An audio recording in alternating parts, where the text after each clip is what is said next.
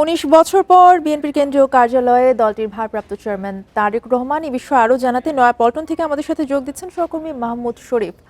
মাহমুদ শরীফ, বিএনপির ভারপ্রাপ্ত চেয়ারম্যান তারেক রহমান কি পৌঁছেছেন কিনা এবং সেখানে কর্মী সমর্থকদের উদ্দেশ্যে তিনি কোনো বক্তব্য দেবেন কিনা, কি জানতে পেরেছেন?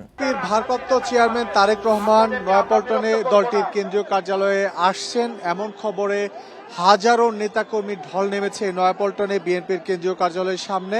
বিএনপি চেয়ারপারসন বেগম খালেদা জিয়াকে দেখতে যাবেন এই কার্যালয়ে থেকে বিএনপির ভারপ্রাপ্ত চেয়ারম্যান তারেক রহমান। এখন এই মুহূর্তে নয়াপল্টনে কেন্দ্রীয় কার্যালয়ের সামনে তারেক রহমানকে বরণ করে নিতে হাজারো নেতাকর্মীর ঢল। নেতাকর্মীদের যে উচ্ছ্বাস উদ্দীপনা সেটি আমরা কিন্তু 25 ডিসেম্বর থেকেই দেখতে পাচ্ছি।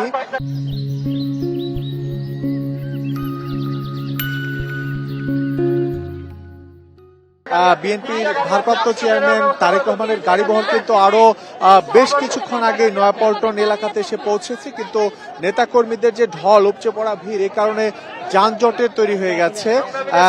বেশ কিছু গাড়ি আটকা পড়েছে, যে কারণে তারেক রহমানের যে গাড়িবহর সেটি নয়াপল্টনের কেন্দ্রীয় কার্যালয়ে আসতে বেশ কিছু সময় লাগছে। ধারণা করা হচ্ছে কিছুক্ষণের মধ্যেই বিএনপি ভারপ্রাপ্ত চেয়ারম্যান তারেক রহমানের গাড়িবহরটি নয়াপল্টনে এসে পৌঁছবে এবং নয়াপল্টনের কেন্দ্রীয় কার্যালয়ে তারেক রহমানের জন্য আগে থেকেই তার বসার জন্য, তার অফিস করার জন্য, কার্যক্রম পরিচালনার জন্য একটি রুম প্রস্তুত করা হয়েছে। সেই রুমটি এই নয়াপল্টনের যে বিএনপির কেন্দ্রীয় কার্যালয় রয়েছে এই কার্যালয়ের দ্বিতীয় তলা, এবং দ্বিতীয় তলার এই রুমে বসে তিনি কার্যক্রম পরিচালনা করবেন। এবং আজকে তারেক রহমান এই কার্যালয়ে আসছেন এমন খবরে দুপুরের পর থেকেই দলটির জ্যেষ্ঠ নেতারা এই কার্যালয়ে অবস্থান করছেন তারেক রহমানকে বরণ করে নিতে। তারেক রহমান এই কার্যালয়ে সবশেষ এসেছিলেন 2006 সালে, তখন বিএনপি রাষ্ট্র ক্ষমতায় ছিল। এরপরে আমরা জানি যে ১/১১ সরকারের সময় তারেক রহমানকে কারাগারে নেওয়া হয় এবং একে একে 80টিরও বেশি মামলা দেয়া হয়। এত মামলার মধ্যে আমরা যে বিষয়টি দেখেছি যে 2 বছরের মতো কারাগারে ছিলেন। এরপরে তাকে লন্ডনে নির্বাসিত জীবনে পাঠানো হয়। এটি ১/১১ সরকার পাঠিয়ে দেয় তাকে, এবং আমরা এরপরে দেখেছি যে দীর্ঘ 17 বছর নির্বাসিত জীবনে ছিলেন বিএনপির ভারপ্রাপ্ত চেয়ারম্যান তারেক রহমান। এই নির্বাসিত সময় থেকেও কিন্তু তিনি বাংলাদেশের রাজনীতি, বিএনপির রাজনীতি, দেশের মানুষের কথা, দেশ নিয়ে ভাবনা সবকিছুই কিন্তু তিনি চিন্তা করেছেন, পরিকল্পনায় রেখেছেন। এবং আমরা যে বিষয়টি দেখেছি যে বিএনপির ভারপ্রাপ্ত চেয়ারম্যান তারেক রহমান তিনি কিন্তু 31 দফা প্রণয়ন করেছেন। তার নেতৃত্বে 31 দফা প্রণয়ন হয়েছে। সেই 31 দফাতে কিন্তু বিএনপির ভারপ্রাপ্ত চেয়ারম্যান তারেক রহমান সব বিষয় তুলে আনার চেষ্টা করেছেন। এখন বিএনপি নেতারা বলছেন তারেক রহমানের যে পরিকল্পনা মানুষ নিয়ে, দেশ নিয়ে, তা এখন বাস্তবায়নের সময় এসেছে। তারেক রহমান তার যে চিন্তা চেতনা, সেই চিন্তা চেতনা বাস্তবায়ন করতে পারলে বাংলাদেশ অনেক দূর এগিয়ে যাবে। এটি হচ্ছে বিএনপি নেতাকর্মীদের প্রত্যাশা, এবং তার জন্য বিএনপির পক্ষ থেকে ধানের শীষকে বিজয়ী করতে নেতাকর্মীদের প্রতি নির্দেশনা দেওয়া হয়েছে যে ধানের শীষকে বিজয়ী করে তারেক রহমানকে দেশের নেতৃত্ব দেয়া হলে তারেক রহমান বাংলাদেশ নিয়ে যে চিন্তা করেছেন, যে পরিকল্পনা করেছেন, মানুষ নিয়ে যে পরিকল্পনা করেছেন, সবকিছুরই বাস্তবায়ন হবে। আমরা যে বিষয়টি দেখেছি যে গতকালকে বিএনপির ভারপ্রাপ্ত চেয়ারম্যান তারেক রহমান তিনি কিন্তু বিএনপি চেয়ারপারসনের যে গুলশান কার্যালয় সেই কার্যালয়ে গিয়েছিলেন।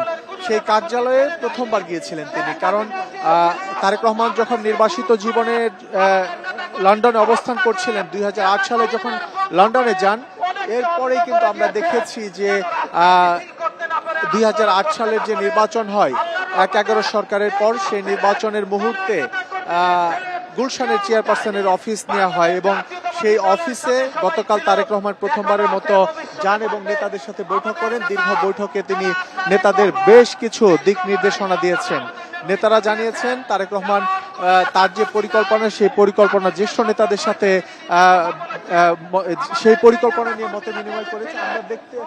আমরা দেখতে পাচ্ছি যে তারেক রহমানের গাড়িবহর নয়াপল্টনে বিএনপির কেন্দ্রীয় কার্যালয়ের যে সামনের সড়ক সেই সামনের সড়কে প্রবেশ করেছে। তবে কার্যালয়ে একেবারে সামনে আসতে বেশ কিছু সময় লাগবে, কারণ এত নেতাকর্মীর উপস্থিতি হয়েছে পূর্ব ঘোষিত কোনো কর্মসূচি বা আনুষ্ঠানিকতা ছাড়াই।